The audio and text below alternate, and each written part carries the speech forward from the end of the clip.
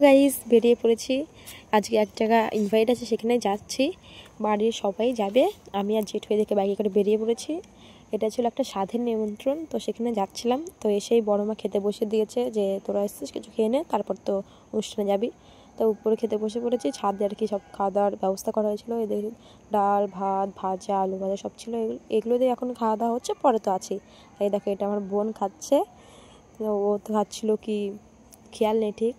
আর এইদিকে আমি আর ভাই বসে পড়েছি খেতে খাওয়া দাওয়া করে এখন নিচে যাই আর নিচে সব কিছু গোছানো হয়ে গেছে তো মামিও দেখলাম রেডি খাবার দাবারও সব রেডি তো এই যে দেখো মামিকে কত সুন্দর লাগছিলো আর এখানে কত রকম রান্না করেছে ডাল মাছ মাছের মাথা মিষ্টি চাটনি পাঁপড় দই 5 রকম ভাজা চকলেট ফল অনেক কিছু ছিল মামিকে খুব সুন্দর লাগছিল দেখতে সত্যি তারপর তো আমাদের এখানে একটা রিচুয়াল আছে যে দুটো জিনিস ঢাকা দেওয়া থাকে একটা শিল আর একটা প্রদীপ প্রদীপ উঠলে নাকি মেয়ে হয় আর শিল উঠলে নাকি ছেলে হয় এই রিচুয়ালটা মানে কতটা কি আমি বলতে পারলাম না আর একটা রিচুয়াল হচ্ছে এখানে আগে ভাগ্নেকে খাওয়াতে হয় ভাত তারপর নিচে খেতে হয় তো মামি যথাযথ ভাগ্নেকে মানে খাইয়ে দিল আর এদিকে ফটোশুট চলছিল মামির সঙ্গে মামার তো কিছু কিছু স্মৃতি বন্দি করে রাখা ভালো